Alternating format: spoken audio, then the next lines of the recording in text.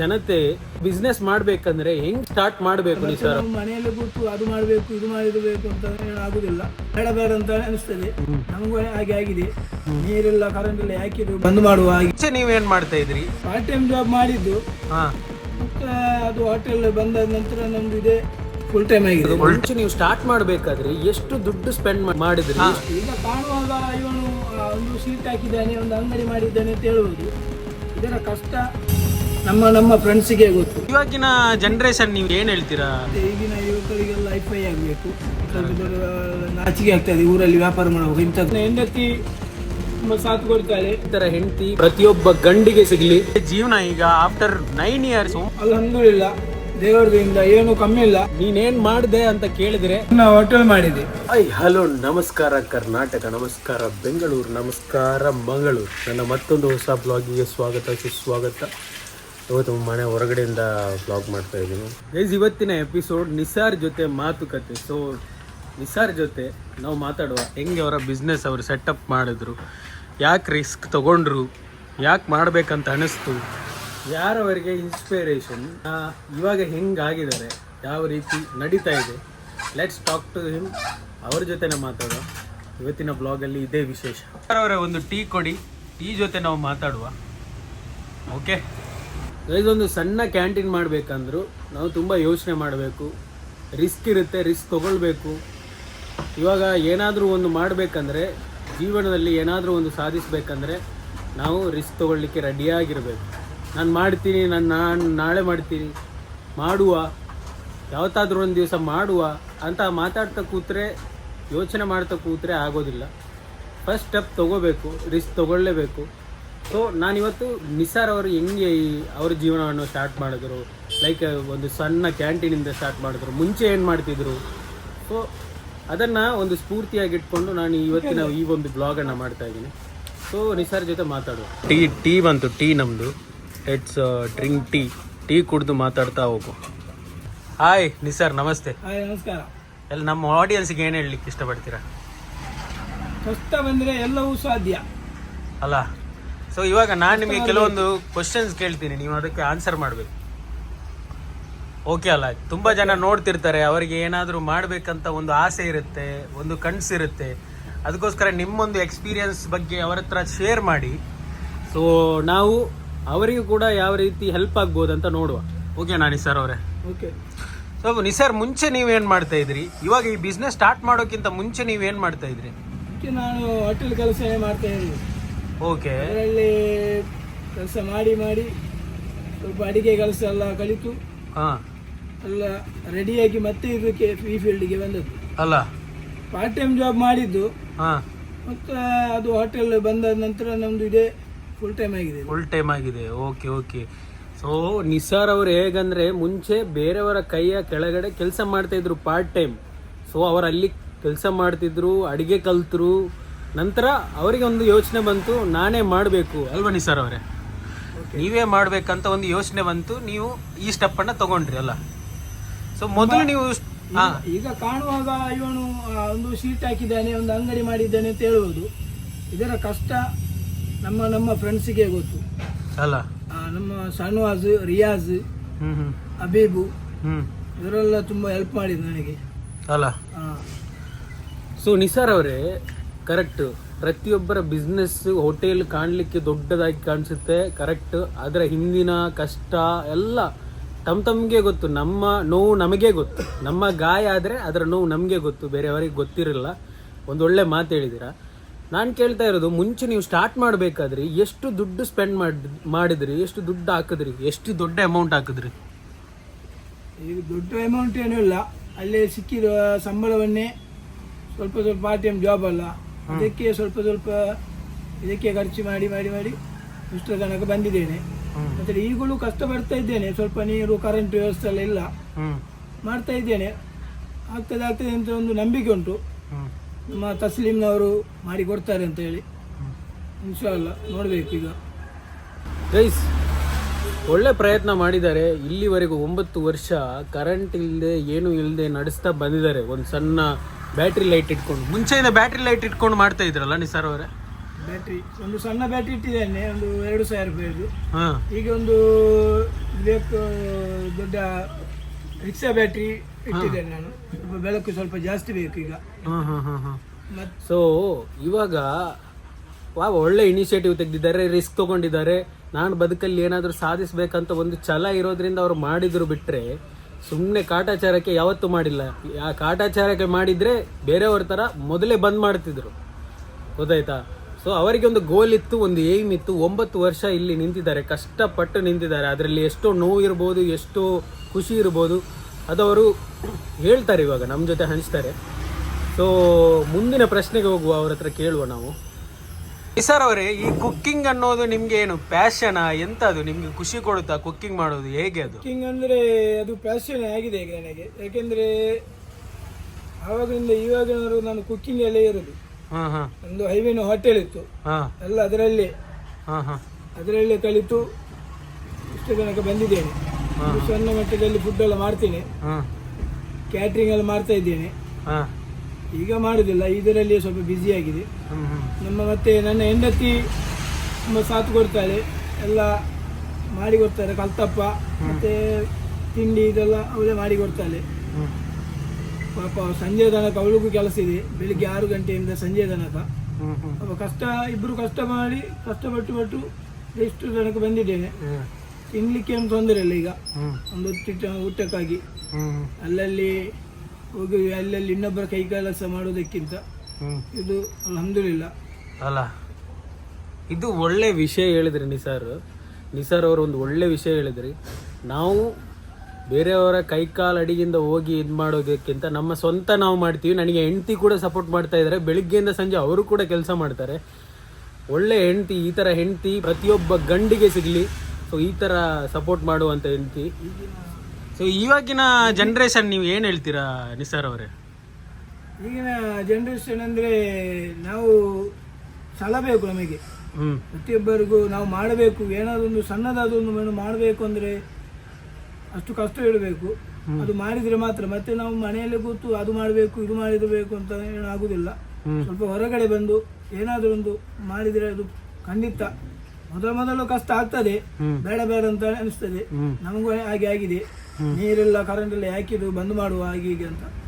ಮತ್ತೆ ಕೆಲವು ಎಲ್ಲ ತೊಂದರೆಗಳಾಗ್ತದೆ, ಅದೆಲ್ಲ ಎದುರಿಸ್ತಾ ನಾವು ಮಾಡಬೇಕು, ಕಷ್ಟಪಡಬೇಕು. ಮತ್ತೆ ನನ್ನ ಹೆಂಡತಿ ಪಾಪ ಈಗಿನ ಹೆಣ್ಣು ಮಕ್ಕಳು ಕೆಲವು ನೋಡಿದರೆ ಗೊತ್ತಾಗ್ತದೆ, ಎಲ್ಲ ಹೋಟೆಲಲ್ಲೇ ತಂದು ತಿನ್ನಿಸುದು. ಅಂಥದ್ದು ಸಮಯದಲ್ಲಿ ಇವಳು ಎಲ್ಲ ಮಾಡಿಕೊಟ್ಟು ಅದಕ್ಕೆ ಒಂದು ಸಪೋರ್ಟು ಮಾಡಿಕೊಡ್ತಾರೆ. ಒಂದು ಬೆಳಿಗ್ಗೆಯಿಂದ ಸಂಜೆವರೆಗೆ ಕೆಲಸ ಮಾಡಿ ಮತ್ತೆ ಮಕ್ಕಳು ನೋಡಬೇಕು, ಎಲ್ಲ ಥರದ ಕಷ್ಟ ಅವಳಿಗಿದೆ. ಓಕೆ ನಿಸಾರ್, ನಿಮ್ಗೆ ಎಷ್ಟು ಮಕ್ಕಳಿದ್ದಾರೆ? ಎಷ್ಟು ಗಂಡು ಮಕ್ಕಳು, ಎಷ್ಟು ಹೆಣ್ಮಕ್ಳು?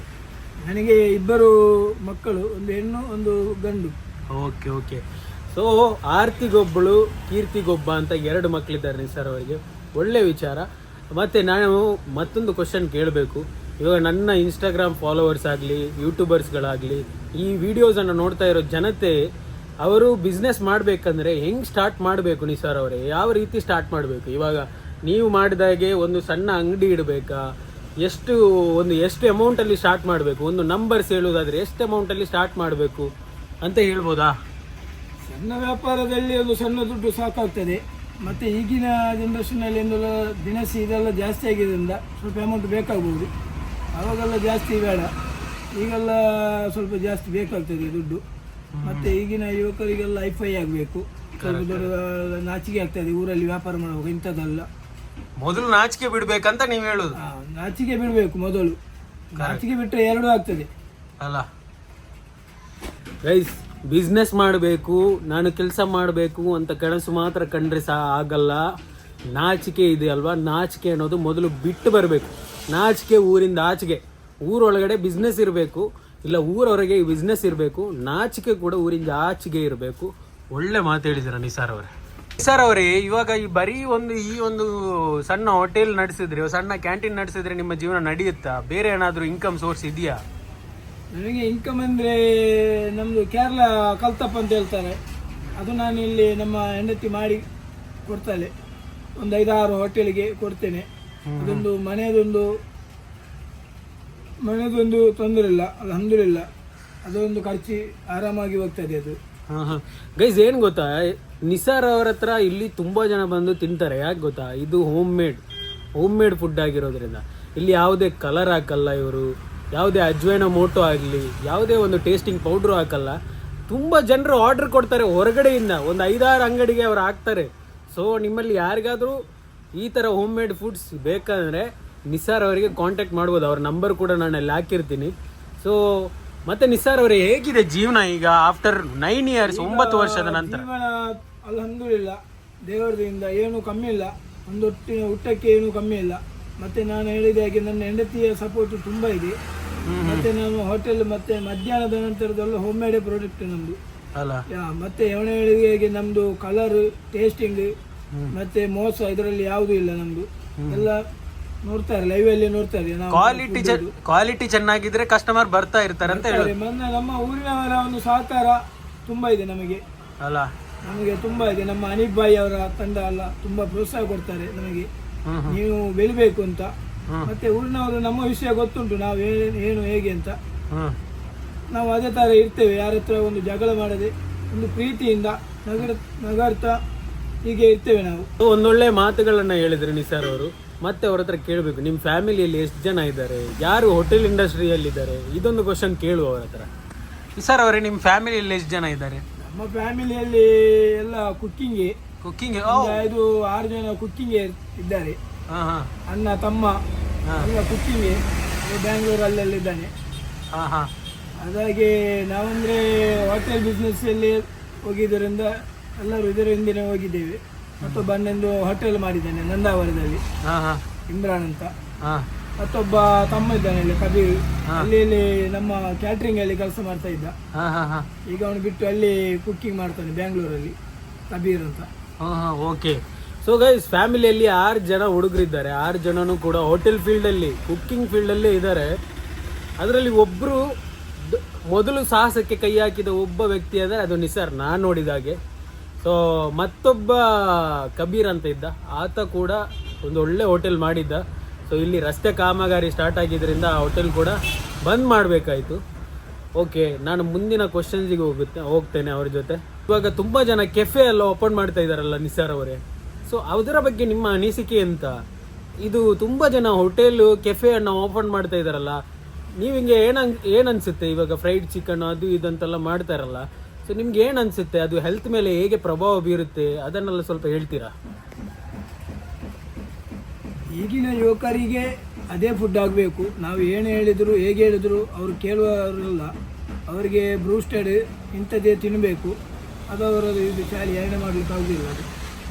ಮತ್ತು ನಮ್ಮ ಬಿಸ್ನೆಸ್ಸಲ್ಲಿ ಸಣ್ಣದ ಮಟ್ಟ ಮಾಡಿದ್ದೇನೆ ಇಷ್ಟು ತನಕ. ನಾನು ಇಲ್ಲಿ ಇದ್ದೇನೆ, ಮುಂದೊಂದು ದಿನ ಒಂದು ದೊಡ್ಡ ಹೋಟೆಲ್ ಮಾಡಿ ಇನ್ಶಾಅಲ್ಲ. ಮತ್ತು ನಮ್ಮ ಪುರಸಭೆಯವರು ತುಂಬ ಸಹಕಾರ ಮಾಡ್ತಾರೆ ನಮಗೆ, ಪ್ರತಿಯೊಂದಿಗೆ ಒಂದು ಹೆಲ್ಪ್ ಮಾಡ್ತಾರೆ, ಪ್ರತಿಯೊಂದು ರೆಸ್ಪಾನ್ಸ್ ಮಾಡ್ತಾರೆ ಅವರು. ಏನಲ್ಲಿ ಹೋದ್ರೆ ನಮ್ಮ ಪುರಸಭೆ ಬಂಟ್ವಾಳ ಪುರಸಭೆ ಬಂಟ್ವಾಳಕ್ಕೆ ಬರ್ತದೆ ಇದು. ಮತ್ತೆ ಇಲ್ಲಿ ಪಂಚಾಯತ್ ಇಲ್ಲೆಲ್ಲ ತುಂಬಾ ಸಹಕಾರ ಇದೆ ನಮಗೆ, ಯಾರದೊಂದು ತೊಂದರೆ ಇಲ್ಲ. ಮತ್ತೆ ನಮ್ಮ ಇಲ್ಲಿ ದುರ್ಗಾ ಎಲೆಕ್ಟ್ರಾನಿಕ್ಸ್ ಫರ್ನಿಚರ್ ಉಂಟು ಅಪೋಸಿಟ್, ಅದು ನಮಗೆ ತುಂಬಾ ಅಂದ್ರೆ ಅವರಿಗೆ ನಮ್ಮ ಫುಲ್ ಸಪೋರ್ಟ್ ಇದೆ.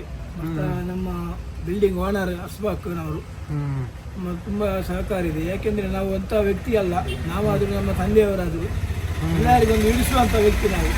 ಯಾರಕ್ಕೊಂದು ಜಗಳ ಮನಸ್ಸು ಅದೇನೂ ಇಲ್ಲ ನಮ್ಮ ಹತ್ರ, ಅಲ್ಹಮ್ದುಲಿಲ್ಲಾ. ನಿಸಾರ್ ಜೊತೆ ನಾನು ಮಾತುಕತೆ ಮಾಡಿದೆ, ಕೆಲವೊಂದು ಎಕ್ಸ್ಪೀರಿಯನ್ಸ್ಗಳನ್ನ ಕೇಳಿದೆ, ಕೆಲವೊಂದು ಎಕ್ಸ್ಪೀರಿಯನ್ಸ್ಗಳನ್ನ ಹಂಚ್ಕೊಂಡ್ರು ಅವರು. ಒಳ್ಳೊಳ್ಳೆ ಮಾತುಗಳನ್ನು ಆಡಿದ್ವಿ, ನನಗೆ ತುಂಬ ಖುಷಿ ಕೊಡ್ತು. ನನ್ನ ಫಾಲೋವರ್ಸ್, ನನ್ನ ಸಬ್ಸ್ಕ್ರೈಬರ್ಸ್ ಆದಂಥ ನಿಮಗೆ ಬರೀ ಬಗೀಚಕ್ಕೆ ಬಾಹರಿದ್ದು ವಿಡಿಯೋಸ್ ಮಾತ್ರ ಅಲ್ಲದೆ ಒಂದೊಳ್ಳೆ ಕಲಿಬೇಕಂದಂಥ ವಿಡಿಯೋಗಳನ್ನ ಕೂಡ ಮಾಡಲಿಕ್ಕೆ ನಾನು ಪ್ರಯತ್ನ ಮಾಡಿದ್ದೀನಿ. ಸೊ ನಿಮಗೆ ಈ ವಿಡಿಯೋ ಇಷ್ಟ ಆಗಿದರೆ ಡೆಫಿನೆಟ್ಲಿ ಲೈಕ್ ಮಾಡಿ, ಶೇರ್ ಮಾಡಿ ಮತ್ತು ಕಮೆಂಟ್ ಮಾಡಿ, ಸಬ್ಸ್ಕ್ರೈಬ್ ಮಾಡೋಕ್ಕೆ ಮರಿಬೇಡಿ. ನಿಸಾರ್ ಅವರು ನನ್ನ ಜೊತೆ ಇದ್ದಾರೆ. ಒಂದೊಳ್ಳೆ ಇವತ್ತಿಗೆ ಕೆಲವೊಬ್ಬರು ಹೇಳ್ಬೋದು, ಅವನೊಂದು ಅಲ್ಲೊಂದು ಹೋಟೆಲ್ ಹಾಕಿದ್ದಾನೆ, ಅವನಿಗೆ ತೋರಿಸ್ಬೋದು ಜನರಿಗೆ. ನೀನೇನು ಮಾಡಿದೆ ಅಂತ ಕೇಳಿದರೆ ಏನು ಮಾಡಿದೆ ನಿಸಾರ್? ನಾನೊಂದು ಹೋಟೆಲ್ ಮಾಡಿದ್ದೀನಿ, ಹೋಟೆಲ್ ಮಾಡಿದೆ. ಹಾಂ, ನಮ್ಮೊಂದು ಫ್ರೆಂಡ್ ಇದ್ದಾನೆ ಉಸ್ಮಾನ್, ಪಾಪ ತುಂಬ ಒಂದು ಒಳ್ಳೆ ಕೆಲಸ ಇದೆಲ್ಲ ಅವನೇ ಸೀಟಲ್ಲಿ ಹಾಕಿ ಕೊಟ್ಟಿದ್ದಾನೆ ನನಗೆ. ಒಂದು ಒಂದು ಒಂದು ರೂಪಾಯಿ ತೆಗಲಿಲ್ಲ ಅವನು ಕೆಲಸಕ್ಕೆ ಅಮೌಂಟು. ಐಟಮ್ಸ್ ಮಾತ್ರ ಸೀಟು ಗೀಟೆಲ್ಲ ನಾನು ತಂದು ಕೊಟ್ಟಿದ್ದೇನೆ, ಎಲ್ಲ ಅವನು ಮಾಡಿ ಕೊಟ್ಟಿದ್ದಾನೆ ನಮ್ಮ ಉಸ್ಮಾನ್ ವೆಲ್ಡಿಂಗ್. ಗೈಸ್ ನಿಸಾರ್ ಏನ್ ಹೇಳುದಂದ್ರೆ, ನೀವೇನ್ ಹೇಳುದಂದ್ರೆ ಮೊದಲು ನೀವು ಸ್ಟಾರ್ಟ್ ಮಾಡಬೇಕು, ಎಲ್ಲ ಕಡೆಯಿಂದ ಒಂದಾದ್ರೂ ಹೆಲ್ಪ್ ಬಂದೇ ಬರುತ್ತೆ. ಯಾರಾದ್ರೂ ಒಂದು ಕೈ ಜೋಡಿಸ್ತಾನೆ ಇರ್ತಾರೆ. ಒಂದೊಳ್ಳೆ ಮಾತು, ಒಂದೊಳ್ಳೆ ಎಕ್ಸಾಂಪಲ್. ಫ್ರೆಂಡ್ಶಿಪ್ ಕೂಡ ಇಲ್ಲಿ ಕಾಣುತ್ತೆ. ಫ್ರೆಂಡ್ಶಿಪ್ ಹೇಗಿರುತ್ತೆ ಅಂತ ಇಲ್ಲಿ ಕಾಣುತ್ತೆ. ಅವರ ಫ್ರೆಂಡು ಅವರಿಗೆ ಹೆಲ್ಪ್ ಮಾಡಿದ್ರಂತೆ. ಸೊ ಗೈಸ್, ಇವತ್ತಿನ ಈ ಒಂದು ಸೆಗ್ಮೆಂಟ್, ನನ್ನ ಮಾತುಕತೆ ನಿಸಾರ್ ಜೊತೆ ಈ ಸೆಗ್ಮೆಂಟ್ ನಿಮ್ಗೆ ಇಷ್ಟ ಆಗಿದ್ರೆ ನೀವು ಈ ವಿಡಿಯೋನ ಲೈಕ್ ಮಾಡಿ, ಶೇರ್ ಮಾಡಿ, ಕಮೆಂಟ್ ಮಾಡಿ ಮತ್ತು ಸಬ್ಸ್ಕ್ರೈಬ್ ಮಾಡಿ. ಪ್ರತಿಯೊಬ್ಬ ನಿಮ್ಮ ಸ್ನೇಹಿತರಿಗೆ, ಪ್ರತಿಯೊಬ್ಬ ಸೋಮಾರಿ ಗೆಳೆಯನಿಗೆ, ಪ್ರತಿಯೊಬ್ಬ ಸೋಮಾರಿ ವ್ಯಕ್ತಿಗೆ ಈ ವಿಡಿಯೋನ ಶೇರ್ ಮಾಡಿ. ಯಾಕಂದರೆ ಏನಾದರೂ ಮಾಡಬೇಕಂತ ಬದುಕಲ್ಲಿದ್ದರೆ, ಸಾಧಿಸಲಿಕ್ಕೆ ಮನಸ್ಸಿದ್ರೆ ಸಾಧಿಸಲೇಬಹುದು. ಯಾಕಂದರೆ ಮೊದಲು ರಿಸ್ಕ್ ತಗೊಳ್ಳೋದು ಕಲಿಬೇಕು. ಮೊದಲು ನಾನು ಮಾಡ್ತೀನಿ ಮಾತ್ರ ಬಾಯಲ್ಲಿ ಬಂದರೆ ಆಗಲ್ಲ, ಹೊರಗೆ ಬರಬೇಕು, ಮೊದಲು ಸ್ಟಾರ್ಟ್ ಮಾಡಬೇಕು. ಟೇಕ್ ದ ಫಸ್ಟ್ ಸ್ಟೆಪ್ ಅಂತ ಹೇಳ್ತೀನಿ ಪ್ರತಿಯೊಂದು ಸಾರಿ. ಇದು ನಿಸಾರ್ನ ಸಕ್ಸಸ್ ಸ್ಟೋರಿ. ಇದಾಗಲೇ 9 ವರ್ಷದಿಂದ ಮಾಡ್ತಾ ಇದ್ದಾರೆ. ಇನ್ನು ಮುಂದೆ ನಾನು ನುಗ್ತಾ ಹೋಗ್ತೀನಿ ಅಂತ ಹೇಳ್ತಾನೆ ಇದ್ದಾರೆ. ಡೆಫಿನೆಟ್ಲಿ ದೇವರವರಿಗೆ ಒಳ್ಳೇದು ಮಾಡಲಿ, ಒಳ್ಳೆ ಲೆವೆಲಿಗೆ ಹೋಗಿ ರೀಚ್ ಆಗಲಿ ಅನ್ನೋದು ನನ್ನ ಆಶಯ. ನೀವು ಕೂಡ ಪ್ರೇ ಮಾಡಿ. ನಿಸಾರ್ ಅವರೇ, ನಾನು ಈ ಸೆಗ್ಮೆಂಟನ್ನು ಮುಗಿಸ್ತಾ ಇದ್ದೀನಿ. ನೀವು ನನ್ನ ಜೊತೆ ಮಾತುಗಳನ್ನು ಹಂಚಿಕೊಂಡಿದ್ದಕ್ಕೆ ತುಂಬ ಥ್ಯಾಂಕ್ ಯು. खत्म, bye bye, tata, good bye, गया.